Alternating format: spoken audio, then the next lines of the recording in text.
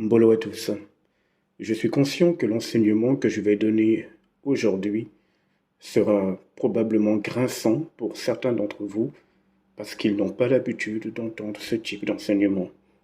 Tout comme je réalise que d'autres catégories de gens qui vont écouter cet enseignement seront en phase, comprendront, saisiront mieux la profondeur cosmique du message que je vais délivrer. Ce qui est certain, c'est qu'il est temps maintenant que des messages, les enseignements qui sont délivrés, soient directement adressés à votre esprit, des enseignements que j'appelle les enseignements cosmiques. Je vais donc aborder un sujet qui est assez surprenant dans la manière dont il sera abordé. Mais il est utile et nécessaire que dès maintenant, une autre compréhension de ce qui nous avait été enseigné par le monde, par l'histoire, voit un éclairage nouveau. Je vais parler ici de l'esclavage. Mais attention, pas du tout dans le sens que vous imaginez. Mais alors là, pas du tout. Soyez attentifs, écoutez-le, écoutez cet enseignement de façon reposée et laissez votre esprit recevoir les vibrations qui lui permettront de mieux prendre conscience de l'importance de sa véritable liberté dans le cosmos. Alors, tous les initiés qui ont atteint un certain niveau dans les plans invisibles et dans le cosmos sont conscients de certaines réalités. Les initiés savent très bien que tout ce que nous vivons dans la planète Terre, sur le plan matière, est directement influencé par les plans invisibles, viennent directement des plans que l'œil humain classique ne peut voir. Le monde invisible a toujours influencé la matière. Dans le monde invisible, dans ce qu'on appelle le monde invisible ou dans l'univers dit invisible, vous avez des entités, des énergies, des forces, des êtres venus d'autres dimensions, d'autres réalités, qui décident d'agir selon ce qu'ils veulent et qui influencent directement l'être humain. Ce sont des êtres qui ont plusieurs milliers d'années d'expérience sur le comportement humain. Ils connaissent très bien votre psyché, ils connaissent votre corps physique puisqu'ils l'ont façonné, ils connaissent la mentalité, ils connaissent également ce que l'on peut qualifier de faiblesse ou de force. Ils ont eu le temps et ils étudient encore jusqu'à présent l'être humain. Ils ont donc la possibilité d'influencer directement nos vies ou encore vos vies à travers leurs énergies dégagées. Ainsi, un initié conscient sait très bien que tout ce qu'il voit dans la planète a une inspiration qui vient des plans invisibles. Je vais donner ici un exemple tout à fait basique et banal. Vous ne voyez pas la voix, mais vous l'entendez. Elle est pourtant invisible, mais elle a en même temps une action sur la matière. Puisque, encore une fois, lorsque une cantatrice émet le son de sa voix à une certaine vibration, elle est capable de casser un verre. La voix vient du souffle que vous libérez en vous. Maintenant, lorsque vous êtes conscient de ce petit détail, et je vais encore prendre un autre pour illustrer ma pensée dans ce sens, un architecte, lorsqu'il a besoin de construire une œuvre qui sortira de l'ordinaire, il va falloir qu'il libère son esprit d'une certaine manière, du moins jusqu'à un niveau. Il doit rentrer en contact avec certaines forces. Il doit se mettre dans une sorte de retrait, visible ou pas. Et quand il revient, il arrive à vous dessiner une maquette qui deviendra une œuvre construite extrêmement magnifique et belle. d'où lui est venu ce que l'on peut qualifier d'idée. Il a été inspiré. Il a cherché l'inspiration dans un domaine qui n'est pas relié à la matière. C'est un exemple parmi tant d'autres. Alors, dans des enseignements précédents, j'ai démontré par A plus B que l'homme avec un grand H ne contrôle pas sa vie, qu'il est dans un programme qui est hautement performant, hautement technologique, un programme organique, une sorte d'ordinateur, un hologramme d'une haute intensité, puisqu'on peut toucher la matière. Donc, une fois que j'ai dit ça, et que j'insiste sur le fait que tout initié d'un certain niveau est conscient que tout ce qui se passe sur la Terre tire directement ses influences des plans invisibles. Alors, il y a dans les plans invisibles des êtres qui ont pris le malin plaisir de dominer ou de contrôler d'autres êtres qu'ils estiment être inférieurs. Lorsque nous avons entendu parler de l'esclavage, peu de gens ont compris à quel point, si déjà dans la matière, les hommes entre eux se sont mis en esclavage, qui est celui qui les a inspirés derrière? Quelles sont les forces qui ont mis cela en place dans la pensée humaine? Et surtout, dans quel but?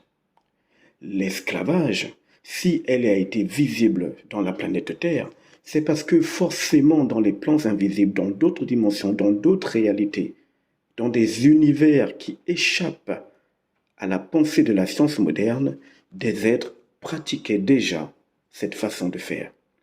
Mais comme ils sont invisibles à l'œil humain, cela nous est paru comme étant nouveau lorsque cet esclavage s'est révélé dans la planète Terre et a gangréné l'humanité. Les terriens que nous sommes, pour nous, c'était totalement nouveau.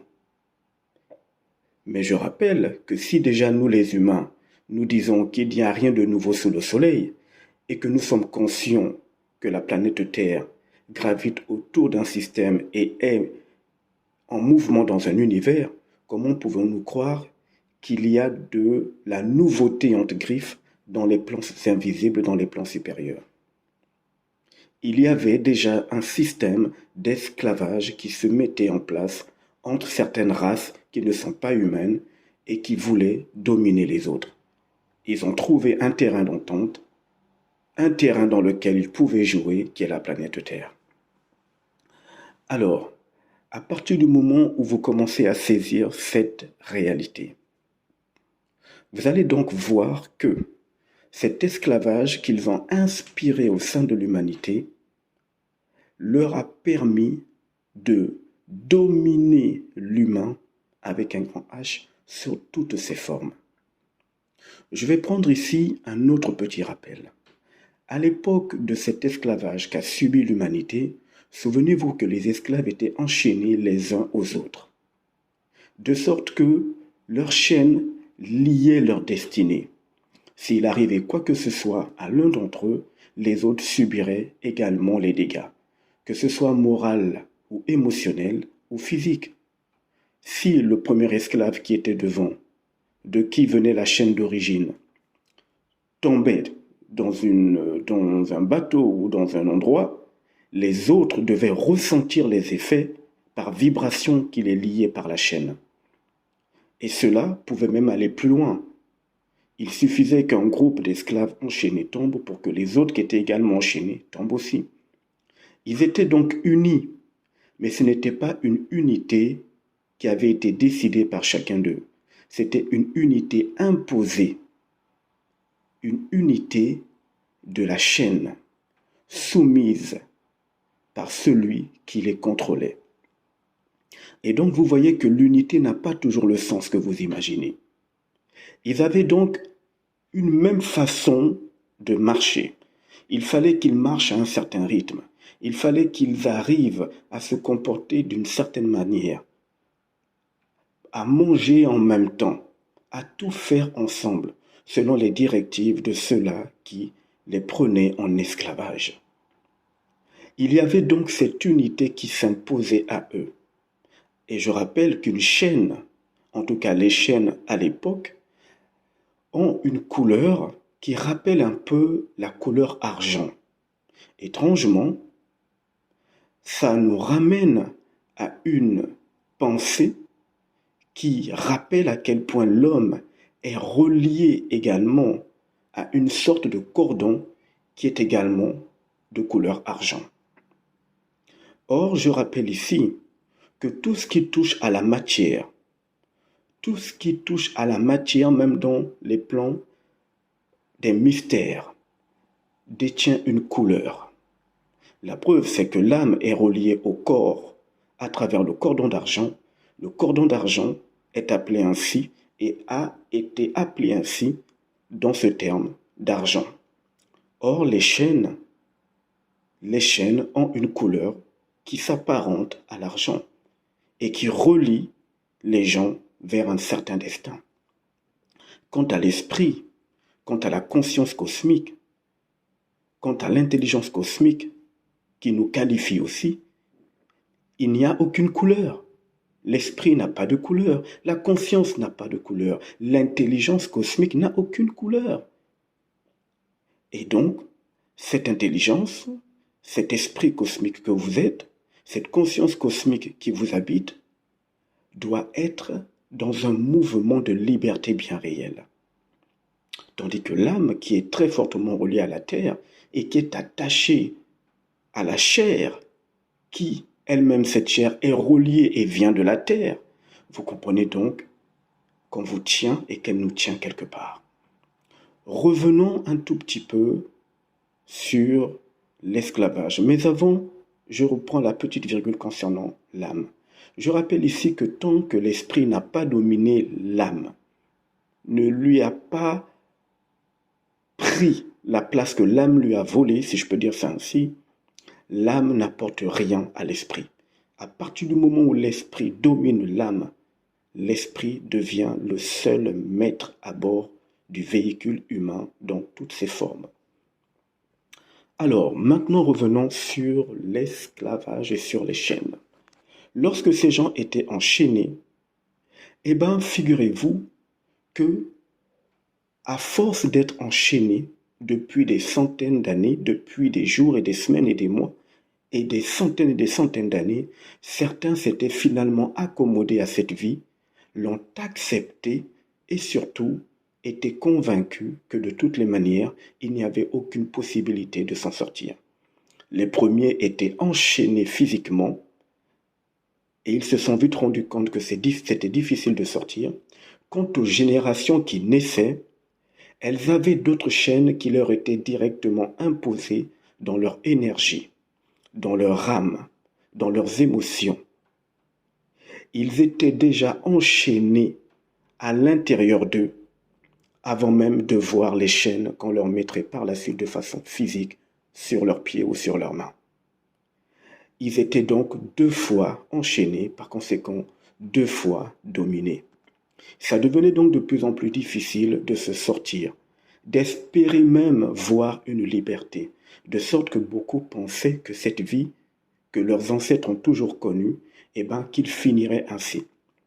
À tel point que si quelques personnes avaient eu cette pensée, cette idée de vouloir gagner leur liberté en essayant de se détacher parce qu'ils sont rentrés dans leur fort intérieur et qu'ils ont compris que cette vie n'est pas digne d'eux, parfois certains esclaves enchaînés ou certains esclaves tout court les regardaient mal, leur faisaient comprendre qu'ils allaient mettre les autres en danger parce qu'ils voulaient vivre autrement et que cela causerait des problèmes. Et il est même arrivé des moments où certains esclaves étaient tellement obéissants envers celui qui les tenait qu'ils allaient dénoncer ceux qui projetaient de vivre autrement, de gagner leur liberté. Vous voyez que la masse qui était enchaînée physiquement, mentalement, moralement, émotionnellement et dans l'âme, enchaîner cette masse devait continuer à vivre d'une certaine manière. Et quiconque voulait vivre autrement était vu comme étant un potentiel danger, quelqu'un qui sortait du lot. Ainsi, vous allez vous rendre compte que sur un plan purement mystique ou cosmique, lorsqu'un individu commence à vibrer dans son fort intérieur, lorsqu'il commence à récupérer sa conscience cosmique, lorsqu'il commence à être intelligent selon les vibrations cosmiques, dans son esprit, quand il rentre dans son intérieur, il commence à se rendre compte que la masse, l'unité, n'est pas toujours ce qu'on s'imagine. Elle est utile pour soulager les émotions, elle est utile parce que tout le monde le fait, mais à titre individuel, elle n'apporte pas la vibration dont l'esprit a besoin pour en faire sortir de cet esclavage imposé par des forces venues d'autres dimensions. Il va donc vivre à contre-courant de la masse humaine. Il va commencer à se détacher des chaînes qui lient son corps et qui l'ont bloqué dans son esprit. Il va vibrer autrement. Et cela commencera à être dérangeant pour ceux qui l'ont toujours entouré, puisqu'ils n'ont pas l'habitude et que pour eux, ils estiment que ça peut être un danger. Vous voyez que cet esclavage invisible concerne toute l'humanité. On a orienté les pensées, les idées, les regards dans une seule et même direction. Il y a des forces qui tiennent l'humanité dans un esclavage plusieurs fois millénaire. Mais cet esclavage est invisible, mais les chaînes sont bien réelles. Et donc, cet esclavage fait que l'humanité est obligée de suivre un certain chemin. Jusqu'à ce qu'un jour, le regard commence à changer. Beaucoup aujourd'hui sont convaincus que le monde astral est l'absolu. Beaucoup sont convaincus que les liens qu'ils ont avec certains environnements sont les seuls liens qui puissent être pour eux.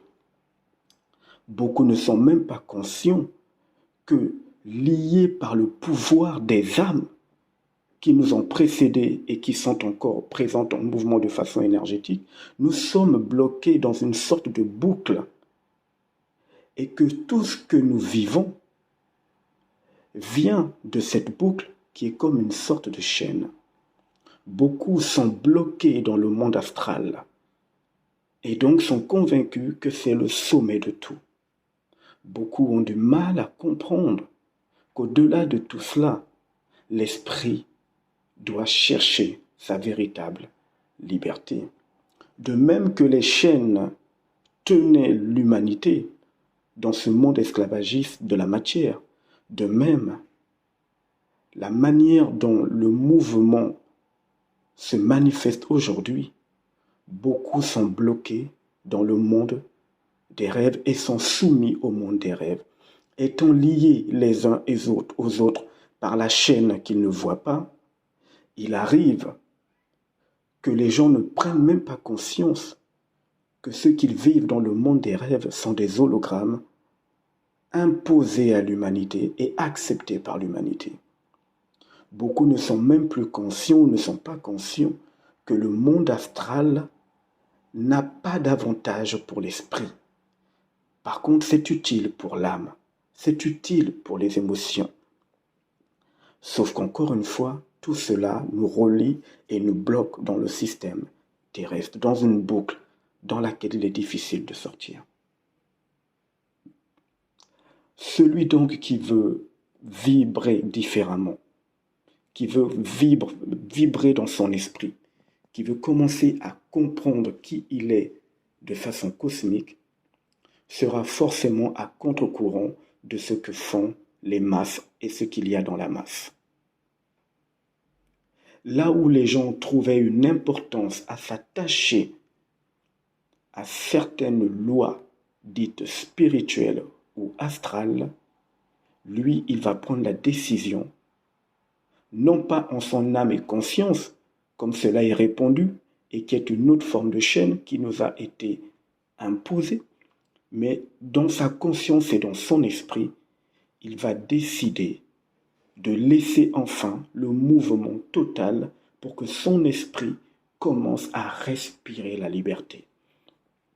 Exactement comme un ancien esclave qui, n'écoutant que son courage et sa volonté de vivre autrement, réussit quand même à se détacher des chaînes qui le reliaient aux autres. Et là, marchant dans une plaine, il respire enfin, il commence à vivre et se rend compte qu'il y avait d'autres réalités en dehors de ceux qu'ils avaient toujours connus depuis des centaines et des centaines d'années. C'est fort de cela maintenant que certains d'entre eux ont eu envie d'alerter les autres en leur disant qu'il est possible de sortir des chaînes et de vivre une vie à l'opposé de ce qui a toujours été vécu. Donc l'esclavage n'est jamais fini. Ça a toujours été et ça continue toujours, puisque cette pensée esclavagiste ne vient pas de l'homme avec un grand H. Elle a été imposée dans l'homme par des forces venues d'ailleurs. Et ça contrôle toute l'humanité. La seule liberté que vous pourrez donc avoir est celle de votre esprit, lorsque vous allez commencer à vous connecter dans le cosmos. Il est donc utile, voire même très nécessaire et vital, que vous puissiez commencer à prendre conscience dans votre esprit de qui vous êtes, et non pas dans votre âme. Lorsque vous êtes dans le monde dit des rêves, vous voyez que certains d'entre vous ont des capacités qui dépassent l'entendement. Et puis certains se rendent compte au réveil qu'ils ne peuvent pas produire les mêmes capacités. Et puis parfois même vous oubliez ce que vous avez vécu. Lorsque vous commencez à rentrer dans votre esprit, vous le savez, l'esprit ne rêve pas, c'est l'âme qui rêve, puisque c'est l'âme qui est reliée au système de la Terre, au système astral. L'esprit ne rêve pas, l'esprit est instantané. Par conséquent, à partir du moment où vous commencez à en prendre conscience, vous êtes en train de détacher les chaînes qui vous reliaient à l'humanité qui a été mise en esclavage dans le plan invisible, en esclavage par des forces venues d'autres dimensions. Vous sortez de tout le système classique que le monde vous a enseigné. Que ce soit sur le plan religieux, sur le plan spirituel, sur le plan matériel, peu importe le domaine, vous sortez de ce moule qui a été mis en place par ces êtres qui tiennent l'humanité. Tout comme à l'époque de l'esclavage, ceux qui tenaient les gens étaient parfois derrière les esclaves et envoyaient des centaines et des centaines de gens enchaînés. Et tout au bout de la chaîne devant, il y avait une autre personne qui contrôlait les esclaves. C'est le même principe. Tant qu'on est enchaîné de cette manière, et tant qu'on a l'impression que l'unité, vue de cette manière, est la porte de salut, vous vous ferez encore esclavagiser pendant longtemps. Et vous allez tourner en rond, croyant que ce que vous vivez vous permettra de sortir. Mais en fait, le gardien de l'esclave est toujours devant et derrière vous. Bonne journée à tous.